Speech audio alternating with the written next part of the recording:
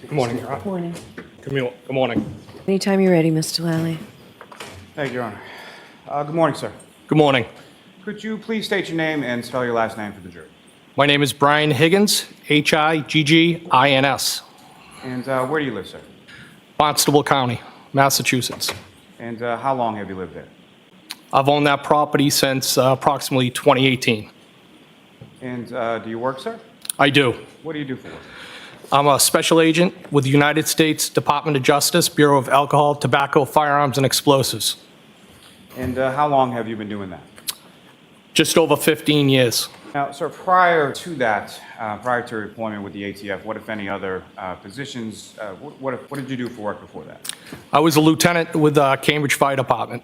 And how long were you a lieutenant with the Cambridge Fire Department? I was a lieutenant probably for about 8 years. Total, I was with Cambridge approximately 15 years. Now, at some point, did you reside in the town of Canton? I did. And when was that, sort of what year to what year? I think that it was shortly after my sister passed away, so it was probably 2017 I purchased that house, and I sold it in January of 2022. Do you recall, was that early January, late January? On or about January 5th. And when you sold that property, did you move down to Barnstable County, or did you live somewhere else as well? For a period of time, I rented an in-law apartment in West Roxbury, and I had my property on Cape Cod as well. And that in-law property in West Roxbury, that was in 2022 as well? Yes. Sir, if I could turn your attention to January 28th, 2022 into January 29th of 2022. Do you recall those dates? Yes. Do you recall what days of the week those were? I believe the 28th was Friday, and the 29th was Saturday. If I could take you back just to at least a day or so before that, but specifically the 28th. On the 28th, where were you on that date initially? New York City. And why were you in New York City, sir? I was in New York City for the funeral services of Officer Mora and Rivera, who were killed in the line of duty. And fair to say there was a large contingent of law enforcement there, Yes. including several people from Massachusetts? Yes. And when did you go down to New York City? I believe it was the 27th of February. Might have been Thursday. Was there a wake and a funeral? There was a wake in the funeral. Some people went to the wake, some people went to the funeral. There was services in over those couple of days. And you went to the funeral on the 28th, is that correct? Yes. And at some point, do you make your way from New York City back towards Massachusetts on the 28th? Yes. And do you recall about what time of day that was? Late morning, possibly. And why is it that you were coming back on the 28th specifically? The anticipation of a blizzard. And how did you drove, is that correct? I drove my government vehicle down to New York for the services. And what kind of government vehicle was it that you drove down and back? That was a Dodge Ram pickup. Now, on the way back, who, if anyone, came with you for the ride back from New York City to Massachusetts? Brian Albert, Kevin Albert, and Hernandez. And who are they to you, and what, if any, relationship do they have to your work in law enforcement? Well, first and foremost, they're all friends. Kevin Albert is a detective with the Canton Police Department. Brian Albert was a sergeant detective with the Boston Police Department. Hernandez, also a detective with the Boston Police Department. And how long had you known each of these individuals? So out of the group, Eddie Hernandez would be the person that I knew the longest. I had worked with him back in the early 90s at the Mass General. Then it would probably be Brian Albert. I may have had some contact with him when I was on the Cambridge Fire Department, assigned to the Fire Investigation Unit. And then Kevin Albert would be probably the last in the three that I knew. Speaking to the Canton Police Department at that time, as far as your assignment went with work, where was it that you worked out of, or where was sort of your base of operations? Canton PD, I had an office there. And how was it that you came to have an office in Canton PD? That relationship was through Chief Berkowitz, born through a tragedy. When my sister passed away, we became friends, and he offered up the space because I had also moved there. So it was close. It was a jumping off point. And were you the only federal agent that had space within the Canton Police Department? I was the only one that had an office. I believe there was an HSI agent that might have had some access there to come in, hook up his computer and stuff. And there was also an MBTA police detective, transit police detective, who also had access there. But I was really the only one that maintained a desk, so to speak. And as far as your work or your familiarity with work as far as federal law enforcement officers, is that abnormal to have access to a local PD or have an officer desk there? Objection. I'll allow it. No, it's not abnormal to have space within a department that you work closely with. Now, as far as the ride back is concerned, when you drive from New York City back to Massachusetts, about how long a drive was that? So typically it'd be I'd say like a 4-hour ride depending on traffic.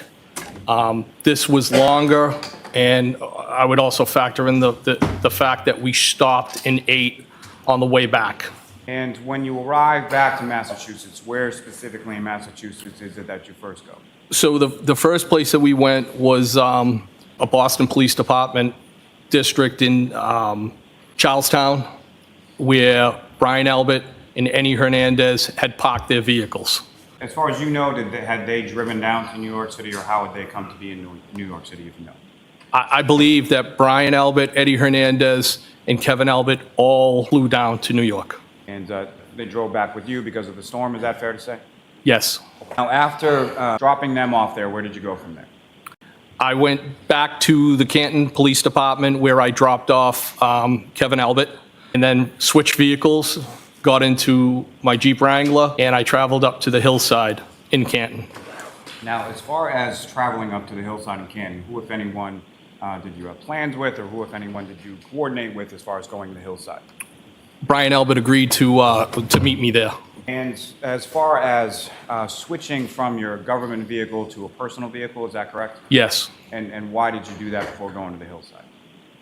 because I was technically no longer on duty, so to speak, even though I had been at a funeral. But, I knew I would be consuming alcohol, and we have a policy against that.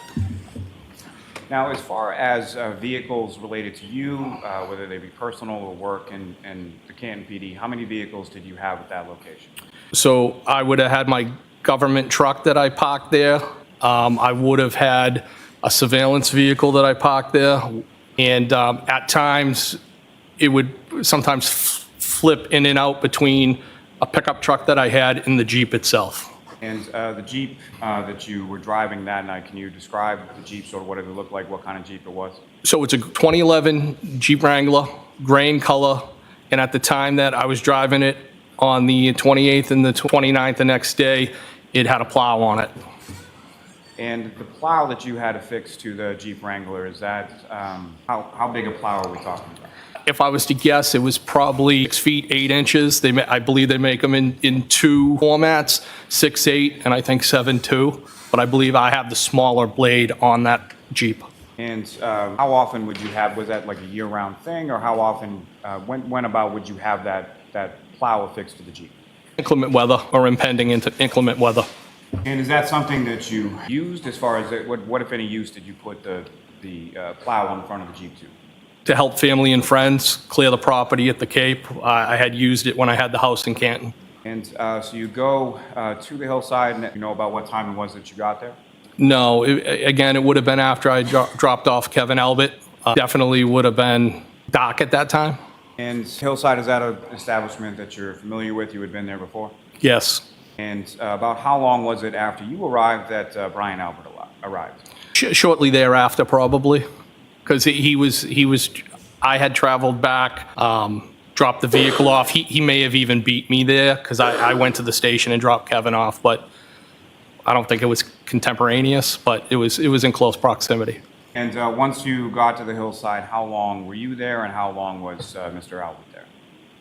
So I had something to eat. I had something to drink. Approximate time, maybe an hour or so, and then Brian had left before me. I remained, he left. And if you know, about how long before you left was it that Brian Albert left? Can you repeat that again? Sure. Brian Albert left before you, correct? Yes. About how long before you left was it that Brian Albert left? Maybe 15 minutes. And you had some drinks at the hillside, is that correct? I did. And do you recall what you drank that night? Usually what I drink all the time, Jameson and ginger. And as far as where Mr. Albert was going, what, if any, conversation did you have about that?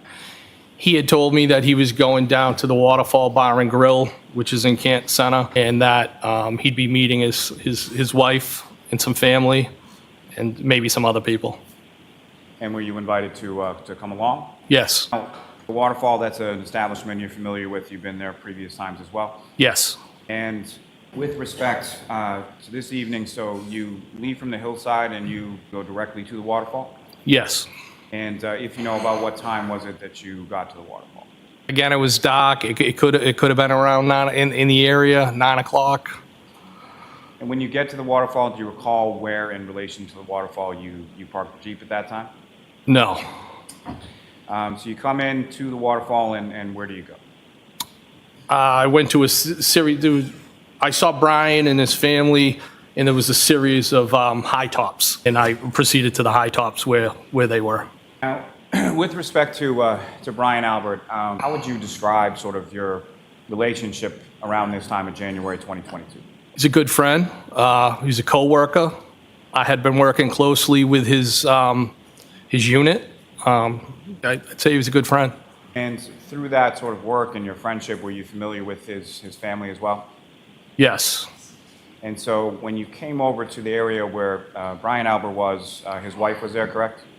Yes. And who, if anyone else, was there that you were familiar with or that you knew when you came in? So it would have been Brian Albert. It would have been Nicole. I believe Caitlin was there.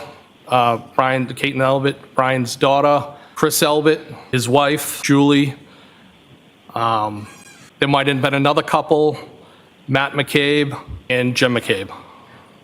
And as far as the McCabes were concerned, how familiar were you with them? Casually, Now, at some point you come in, you join the group, is that correct? yes. And how would you describe sort of, throughout the entirety of the evening or your time at the Waterfall, how would you describe sort of the mood or the demeanor of the group within the bar? It was a good time. No arguments or anything like that you observed from anybody that was present over the No, course no, it of was a good time, and there was a band.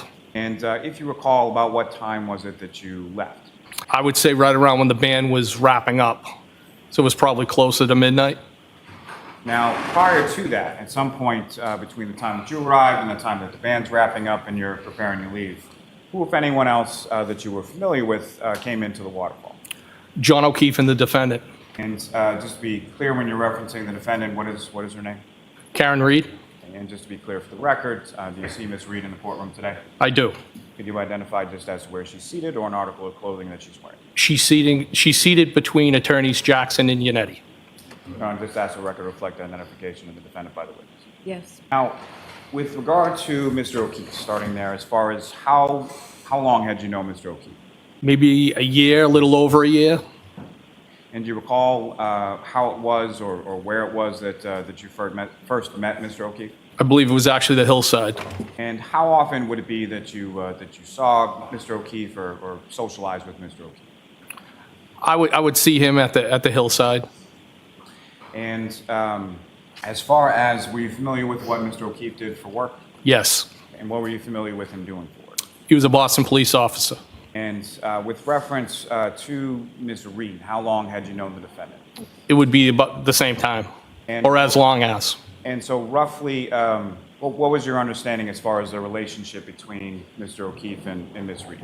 They were dating. Now, with reference to occasions, as far as would there be occasions typically where you would see Mr. O'Keefe without Ms. Read, or you would see Ms. Read without Mr. O'Keefe, or were they essentially together when you saw them? I would say more often than not, they'd be together. And did you have occasion to see them in other sort of social settings outside of the hillside? I went over the house one time for the end of Patriots game. So if I could take you back, let me ask you this. As far as how would you describe your relationship with John O'Keefe? I considered him a friend. And how would you describe your relationship with Ms. Read? I considered her a friend as well. Now, through the course of time that you knew them, did you have occasion to get their contact information and have communication with each of them through their phones? I had John and I had exchanged telephone numbers. And with reference to those communications, were they texts, were they phone calls, or various? They would be text. And as far as the text communications that you had, you received this contact information, you texted, someone replied. How did you know that that was John O'Keefe that was replying to you? Well, I had him saved in my phone, John O'Keefe. I don't know exactly where he gave me his phone number, but I knew it was him. On that evening, taking you back to the waterfall, January 28th into January 29th, do you know about what time it was that Mr. O'Keefe and the defendant came into the waterfall?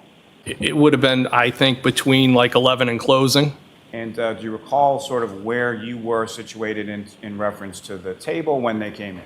So I think I was at the high top bar area, high top in the bar area, closest to the bar.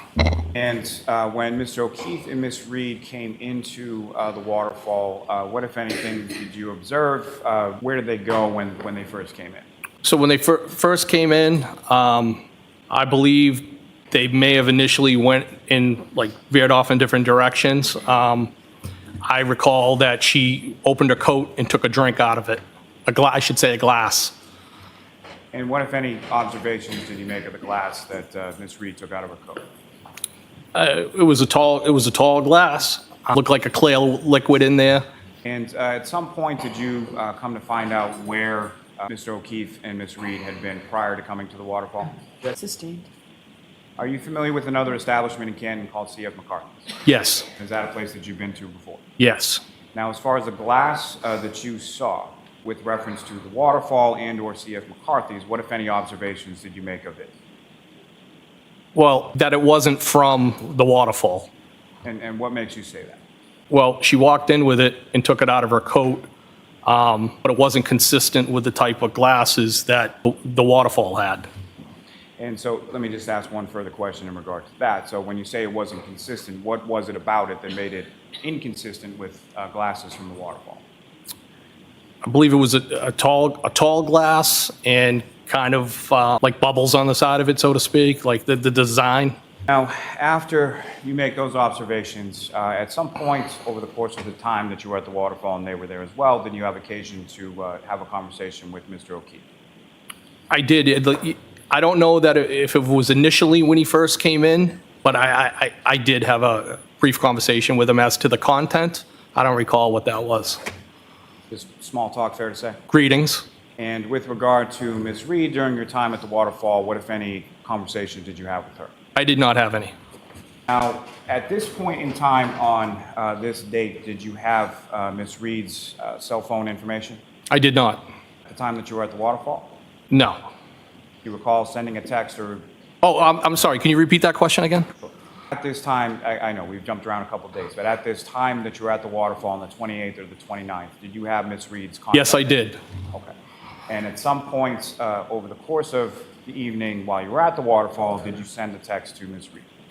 I did. And do you recall what the substance of that text was? I think it was something like, well. And do you recall as far as that text message or why you had sent that to her?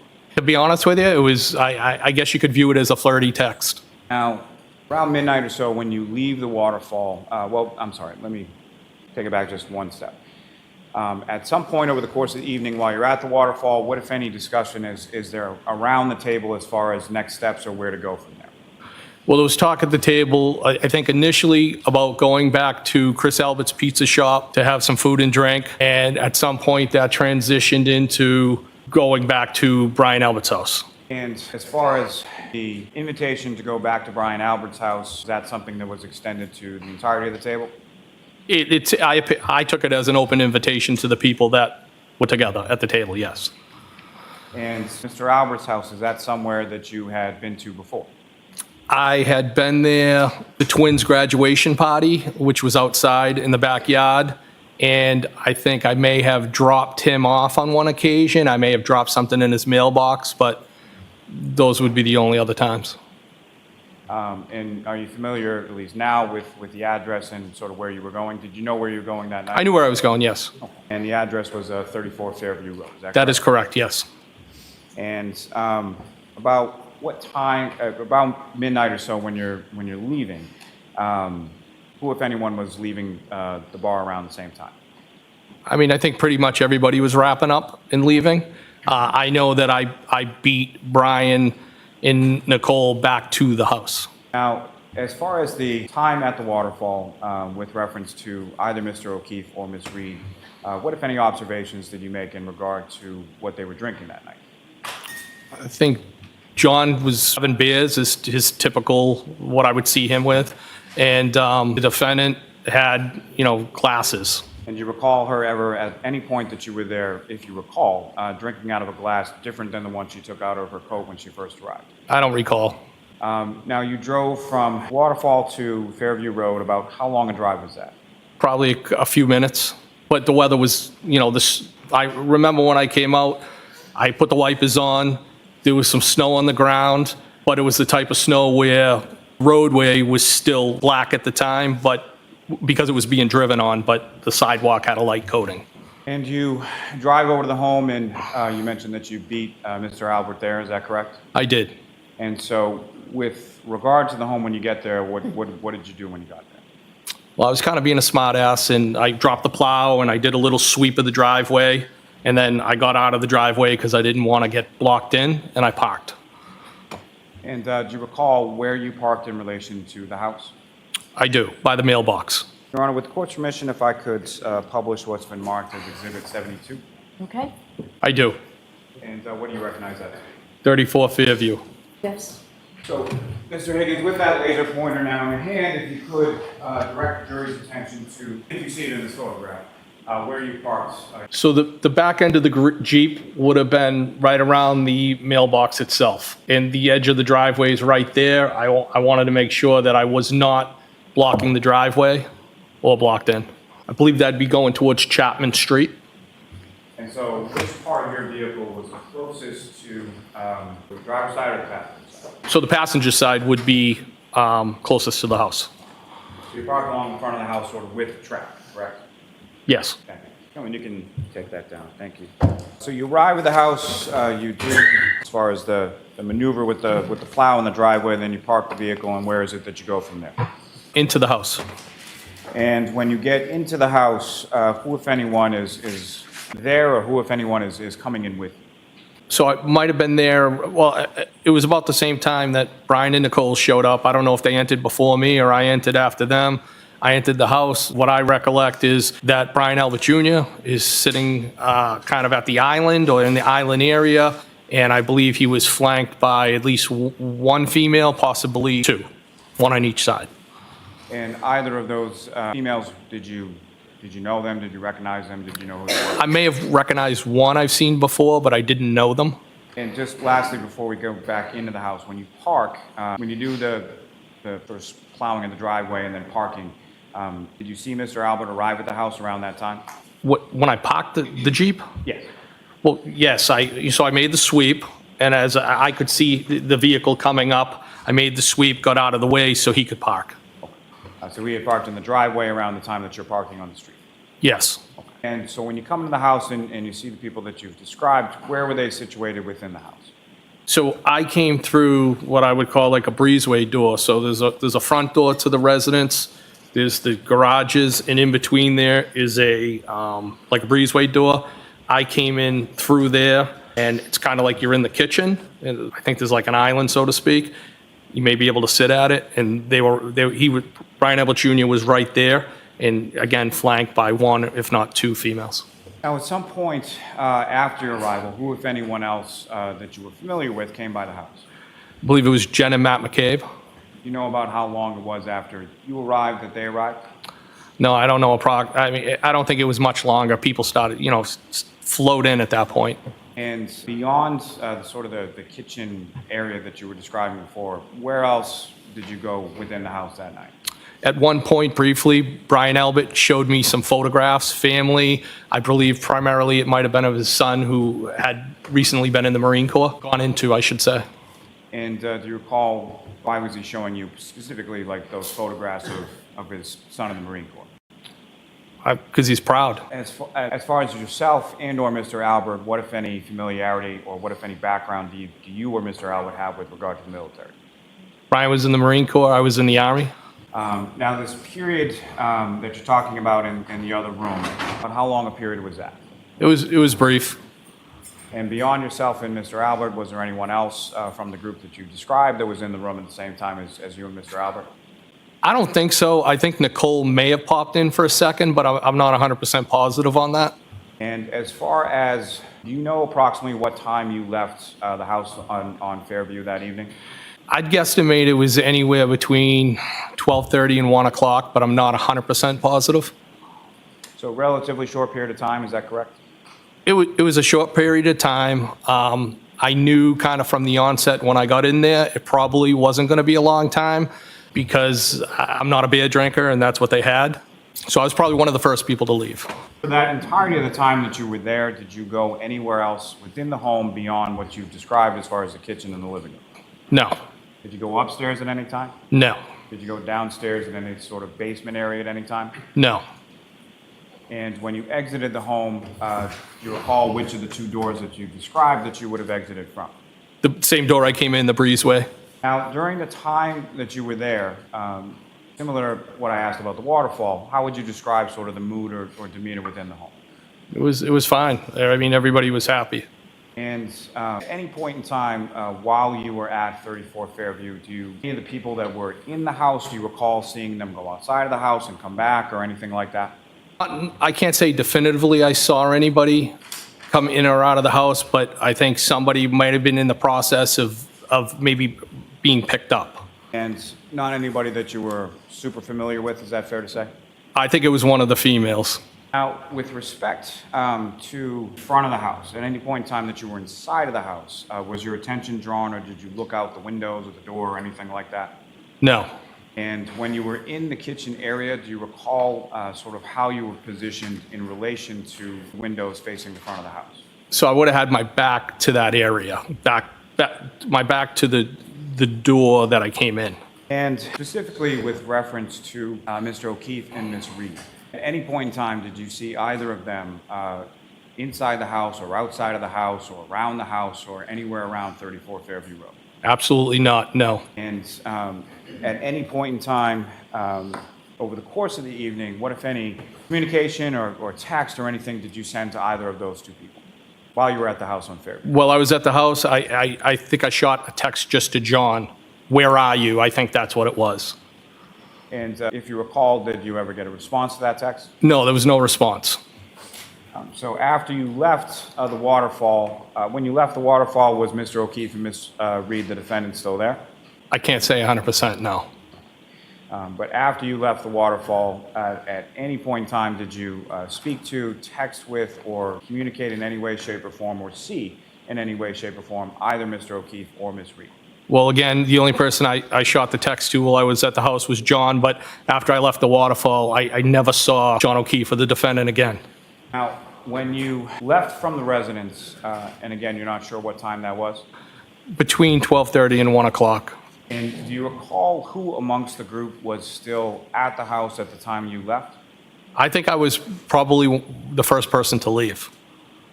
So all of the other people that you've described would have still been in the house when you exited from the house. Yes.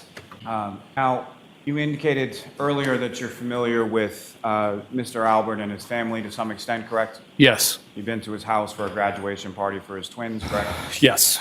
Through that, at any point in time prior to this date, did you become aware or familiar with Brian Albert's nephew, Colin Albert? I know the name, and I know that he is one of the sons of Chris Albert. You familiar with what he looks like? If he walked in here right now, I wouldn't know. You would not know? No. And beyond the people that you've described as far as seeing at 34 Fairview Road, fair to say you don't recall anybody being introduced or identified as Colin Albert? No. Exit from the home through the breezeway door and go over to your vehicle, is that right? Yes. And from the time that you would enter the home to the time now that you're exiting from the home, what, if any, change did you note as far as the weather? Just that the weather was getting worse. The snow was picking up. And as far as the accumulation that you had described before, as far as you could still see the blacktop and all that when you left the waterfall, what was it like when you came out of the house? Again, I think that the streets that weren't being traveled, there was snow on them. There was coverage. And as far as the front lawn area of the house at 34 Fairview Road, what, if any, observations did you make of that?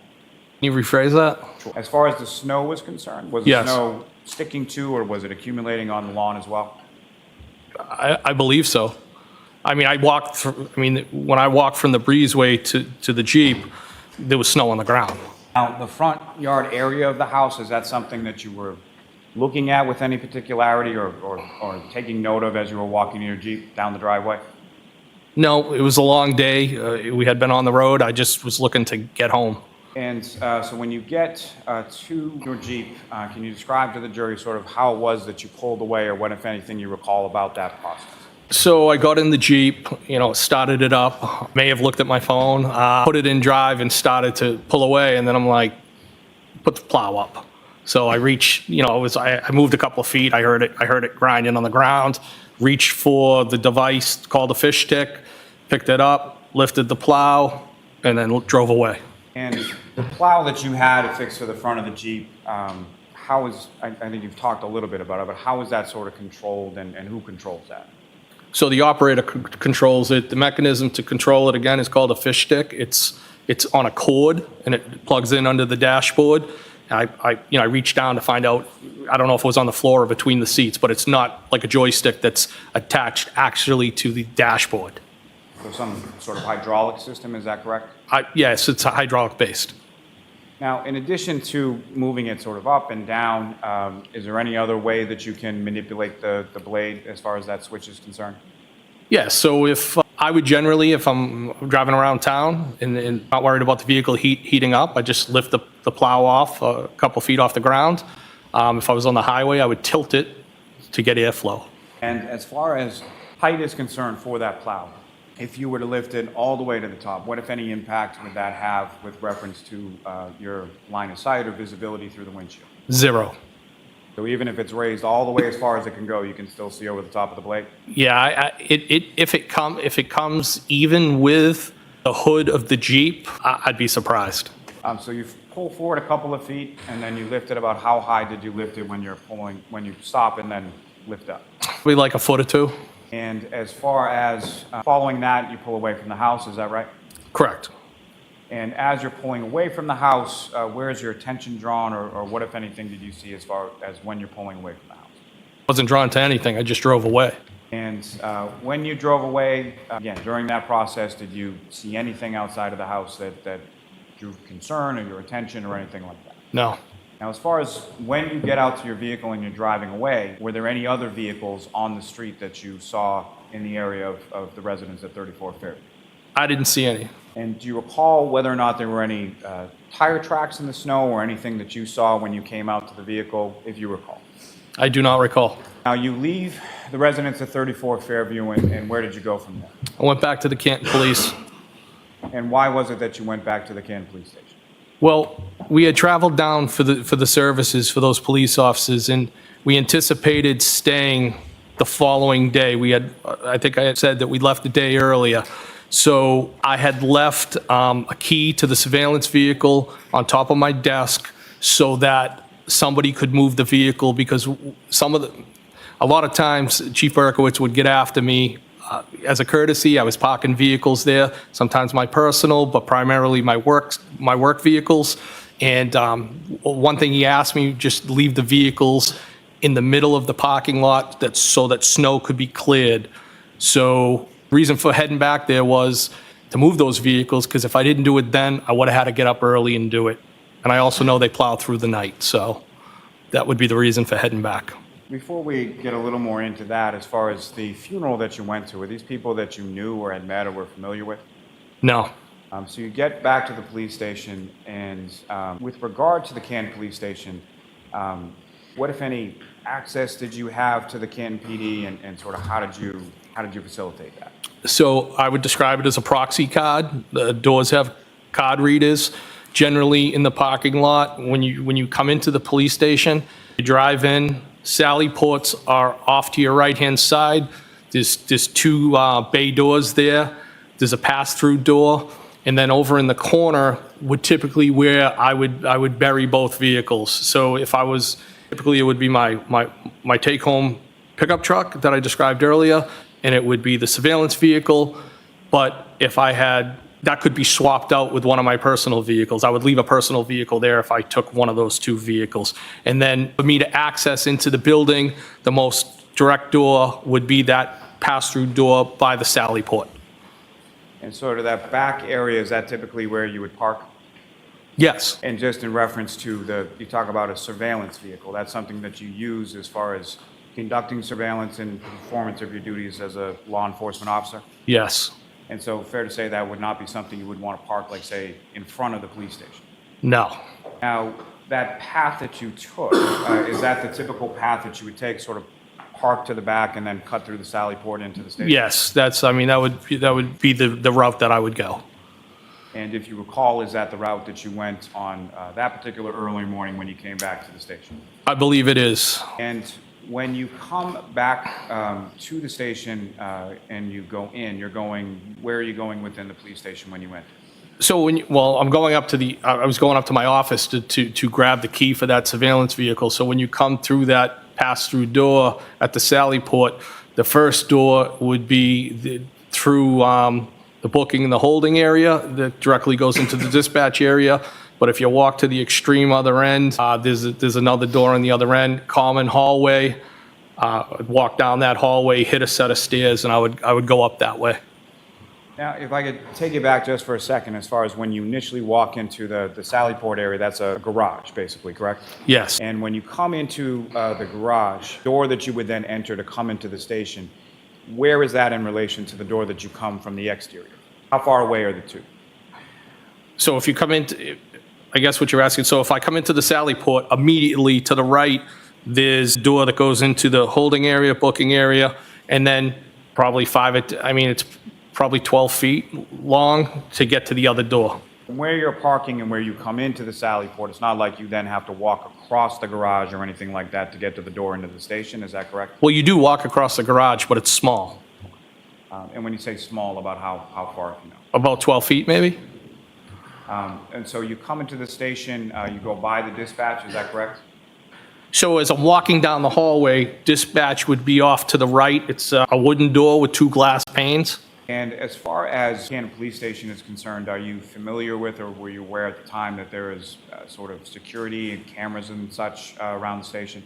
Yes, You're aware that those cameras record, is that correct? yes. And are you aware of any records that are generated as far as your key card access when you go through a certain door at a certain time? Well, I've never seen those records, but it's my understanding they tracks access control. And did you happen to go by the dispatch area specifically, and if so, do you know who was working there that night? Newly promoted Sergeant Good, I believe. Probably it was on midnights. Do you have any specific recollection of seeing him there that evening or that early morning when you came by? I believe I waved to him. And as far as when you get to the police station, do you have how far drive is it from Fairview to the police station, if you know? Well, I mean, the weather was picking up, so it probably took me a little bit longer to get back, but it's probably 5-10 minutes maybe. Now, the key, you went to your office to get a key, correct? Yes. And why had you left the key to one of the vehicles in the office? So as I stated earlier, I anticipated not even being back in Massachusetts, knew the storm was coming, didn't know how bad it was, but I left the key on the desk to facilitate somebody being able to move that. And so you go to your office, you get the key, and then where did you go from there? I go back downstairs and I move the vehicles to the center of the parking lot. And then at some point you leave, is that correct? Yes. Do you know about how long it was after you moved the vehicles around that you left Canton PD? Not long, but I'd be guessing if I gave you a time. And so where did you go from there? I went back to West Roxbury. And which vehicle that you've described, which of those vehicles did you use to get from Canton PD to West Roxbury? The Jeep Cherokee, the Jeep Wrangler, sorry. And if you know about what time was it that you got home to West Roxbury? Could have been somewhere around 20 to 2. I'm not 100% positive. So sometime between 1:30 and 2 a.m., is that roughly around? Yes. And when you get home, recall like what it was that you did when you got home? Well, it was a long day. We had traveled, the traffic, it just seemed like it dragged on forever. But I think I did what I typically do after being out, having a couple of drinks. I had something else to eat, and I believe I might have had another couple of drinks and either laid on the couch or laid on my bed. Typically, I would fall asleep if I was on the couch and wake up and go into the bedroom. I don't know what location I was in at that point. Now, after you fall asleep at some point later on that morning or something, you wake up obviously at some period, correct? Yes. And do you recall what it was that awoke you on that morning? I mean, for lack of better words, my phone, both my work and my personal phones were blowing up. They were going off. And if you know about what time in the morning was that occurred? Probably around 6:30-ish. And who, if anyone, as far as you look at your phones, and who, if anyone, was blowing up your phone, or who was calling you at that? Well, I think first it was Chief Berkowitz and then Brian Albert. And you mentioned first it was Chief Berkowitz. Did you answer the chief's call at that time? No. And was that abnormal for the chief to be calling you at that time of day? No, he's an early riser, and typically when he was working, again, we also had a friendship. He would call in the morning, kind of like checking in with each other. So I just kind of blew, like, why are you calling me this early? Kind of just blew it off. But then when I saw Brian Albert calling me, like, that kind of caused me some concern, because I'm like, why is he calling me? He was out with me all day yesterday. We both had the same long day, and I was concerned at that point. And so you answer the phone from Mr. Albert, is that correct? Yes. And what, if anything, did you learn from him, or what, if anything, did he tell you? Would have sustained the objection at this point. So you receive a call from him and you have some sort of conversation, correct? Yes. Now, prior to that, from the time that you got home to the time that you answered this call from Brian Albert, do you recall having any phone calls or conversations with anybody during that time period? No. And specifically, did you talk to Brian Albert on the phone at any point between the time you left his home and the time that you woke up the next morning to his phone call? No, I did not. Now, the previous day, over the course of it, we're all waking up in New York and then driving home and going to the hillside and going to the waterfall and going to Mr. Albert's house. Had you and Mr. Albert communicated via cell phone, whether it be text or phone call at any point in time during the course of that day? You mean the day before? Yes. Yes. So he was fairly recent in your contacts, is that correct? Yes. And so as far as that phone call that you received from Mr. Albert, based on whatever information that you learned from that, what did you do then? I got dressed and went right over to the house at 34 Fairview. And when you left your house in West Roxbury and went back to 34 Fairview, what were you driving at that point? I was still in the Jeep Wrangler. And if you know about what time or so was it that you arrived back at 34 Fairview late that morning? Maybe a little after 7. And when you arrived there, what, if anything, did you see? I mean, I just went into the house. As far as outside of the house, when you arrived there, what, if anything, did you see outside of the house? I don't recall. Maybe a police car. I don't remember. Now, with regard to starting with the weather, when you woke up and you were driving back to 34 Fairview, what was the weather like at that point in reference to when you had gotten home to West Roxbury the night before? It was real bad. And as far as when you get to the house at 34 Fairview, sometime around 7 a.m. or so, where is it that you parked in relation to the home at that point? I might have went in the driveway. I don't remember specifically where I parked. And as far as other vehicles there, how many other vehicles, were there more or less vehicles there that morning than there were when you were there the night before? I couldn't say definitively. And when you come into the house, who, if anyone, is it that you see inside the house when you get there? So I saw Brian, I saw Nicole. Brian Jr. may have popped in and out of the same kitchen area that I was in before. Jen and Matt McCabe. And then a short time later, Julie Albert showed up. And Julie Albert, when she showed up, what, if anything, did you observe her to have with her when she showed up? Like box of donuts or muffins or something like that. And as far as the house when you come in, sort of the evening before, but how would you describe sort of the mood and demeanor of the people in the house when you arrived there later on that morning, sometime around 7 or so? People were pretty distraught. And did you know why they were distraught? because John had been found on the lawn. And is that why you had gone to the house? Yes. And when you received that information or were informed of that, how did you receive that information, or what, if any, impact did that have on you? Well, Objection, Your Honor. If sustained, you can ask it differently. When did you first learn of Mr. O'Keefe being found on the lawn at 34 Fairview? during the phone call at about 6:30-ish when Brian Albert, when I spoke with him. And what was your reaction when you received that information? It didn't make sense to me. I couldn't do the math in my head because I know John O'Keefe and the defendant they never showed up. It didn't make sense. And so from this time that you're in the house, do you recall any sort of conversation about within the group as far as what was going on? Objection. Just, do you recall that there was a conversation? Yes, I recall that there was conversation and it's, Objection. Just that. okay. Next question, Mr. Lally. Now, from the time that you arrived there later on that morning, about how long a period of time were you there for? Less than an hour. And from there, where did you go from there? I don't know if I went back to the police station or I went to West Roxbury. Might have been the police station. And if you went to the police station, why would you have gone to the police station at that point? Because I was still trying to put things together in my head. I was upset. Those would be the reasons. Do you recall whether or not, bless you, do you recall whether or not you were at the police station that day? Yes, I'm pretty sure I was there. And do you know about how long you were there or about what time it was that you were there? No, I couldn't say specifically. And after you left the police station that day, where did you go from there? At some point, I probably went back to West Roxbury. I don't specifically remember. Now, again, from when you went, fairly simple question, but as far as you drove the Jeep Wrangler from West Roxbury back to Fairview Road that morning, correct? Yes, And then you drove that Jeep Wrangler from Fairview Road to the Canton Police Station at some point during the day?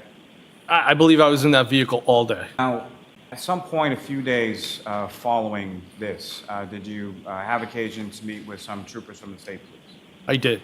And recall who those troopers were? Trooper Proctor and Trooper Buchanan. And were you familiar with those troopers prior to that date that you met with them? So I was familiar with Trooper Buchanan. Evidently, I was reminded by Trooper Proctor that I had met him before. I think I helped him on a gun recovery that he made, but I didn't remember him. And as far as you mentioned, sort of socializing with other officers from law enforcement, had you ever socialized with either Sergeant Mechanic or Trooper Proctor before? So Trooper Proctor, no. I had seen Trooper Buchanan on a number of occasions at a local gym. I had seen him one time at the hillside. I think he might have been with his child after a sporting event. I think I said hello, I bought him a drink. But I wouldn't classify that as socializing, more being friendly. But I also, that area of responsibility, the South Shore, south of Boston, Cape and Islands, I was assigned to a group where I would interface with people in that area, and that Norfolk CPAC office would be people that over the years I've probably dealt with. Now, when you met with him on this day, do you recall specifically what day it was? No, If I said February 3rd, would that sound about right, or if you know? I would say in that area. And when you met with them, you had a conversation with them or an interview in regard to what had transpired on the 28th and 29th, correct? Yes. And following sort of the substance of that interview, what, if anything, did you provide the troopers with?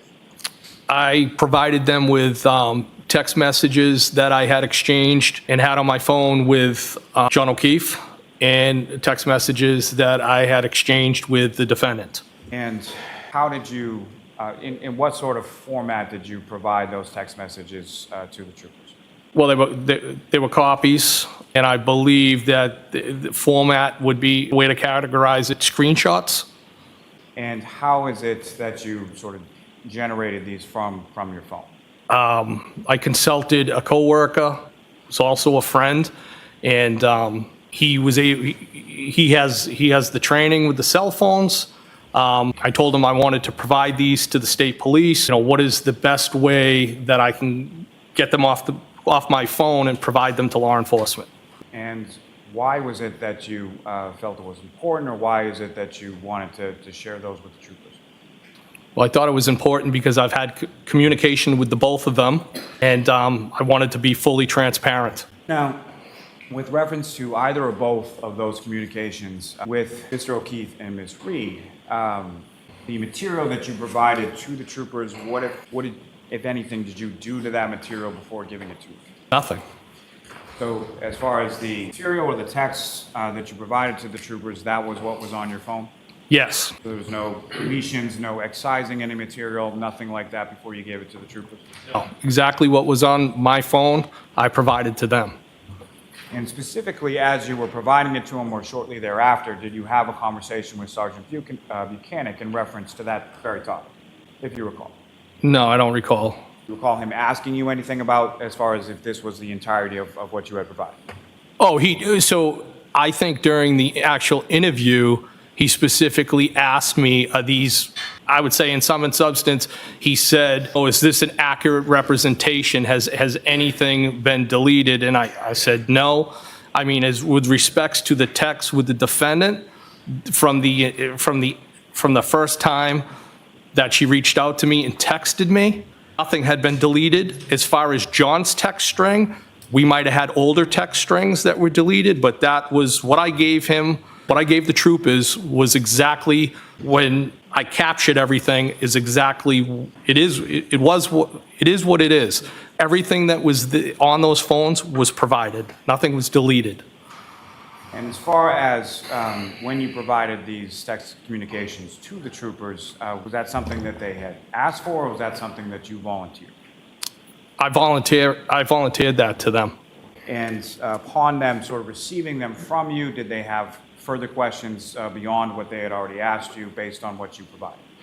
I believe they got into other specific questions, specifically in relation to John O'Keefe and the defendant, as far as dependency and things like that. There was more detailed questions. So I'm going to show you two documents. One is 12 pages long, one is 56 pages long. If you can just look at those. Familiarize yourself with them, look up when you can. Those are, sir? I'm sorry. Sure. My apologies. Do you recognize what those are, sir? Yes. And what do you recognize those to be? So those are the two documents that I provided to the troopers during the interview. And the shorter one, who, if any, one is those communications with? John O'Keefe, And the longer one, about 56 pages long or so, who, if any, one of those communications with? the defendant. Can I approach you? Yes. Almost, you can introduce in a minute the next. So we'll do them separately, please, so that the first 12-page one, yes. I'm going to direct your attention first to what's on 103. That communications, text communications that you had with Mr. O'Keefe. Yes. Sir, if I could turn your attention to the first sort of content within that, just in reference to what is the date of the first sort of exchange in these text communications between yourself and Mr. O'Keefe? Wednesday, November 24th. And in general, can you describe for the jury what that conversation was about on Wednesday, November 24th? He basically, it's kind of hard to read, I apologize, but it looks like he's just reached out to me. He said, "What's up, Pell?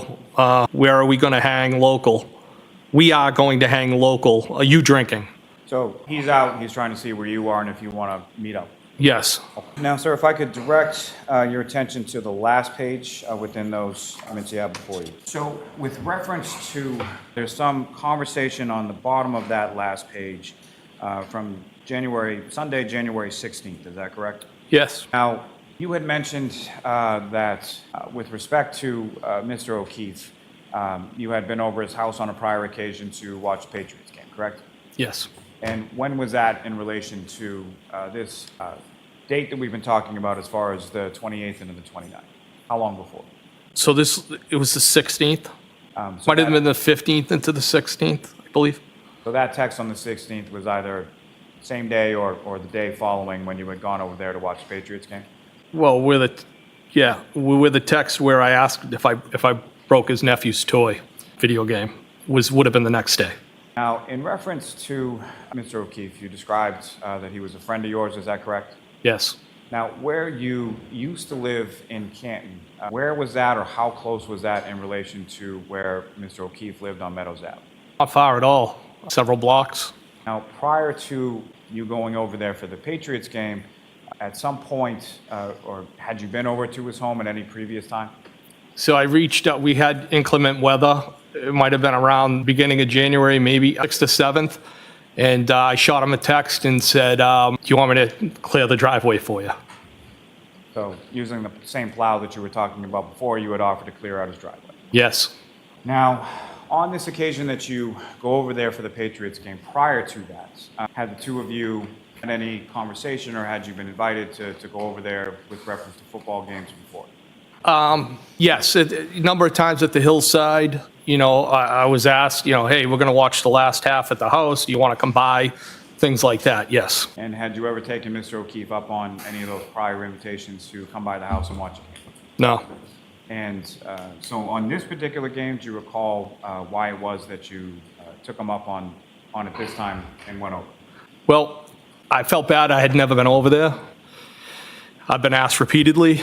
I knew it was probably going to be the last game for the season. And I had also independently got a text of an invite from John himself and then also from the defendant independently. Now, in reference to you thinking it was going to be the last game of the season, do you recall, was it a regular season game, playoff game? Who were they playing? Do you recall any of that? I think it might have been the Bills. I don't know if it was the playoffs or it was just another game to me, but I knew it was probably going to be the last game. And so if you recall that evening, about what time was it that you stopped by Mr. O'Keefe's house? Oh, it was like just before the game ended, not long after. So pretty far into the second half of the game by the time you arrived. Oh, yeah. And in addition to Mr. O'Keefe, who, if anyone else, was at the house when he was at? I believe Chris Curran and his wife might have been there at one point. I think maybe the wife left, but he stayed. I believe maybe Mr. Curran, never met him before. I think they introduced him as Mr. Curran's brother.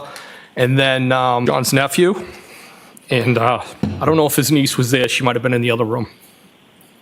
And the defendant, Ms. Read, was she there as well? Yes.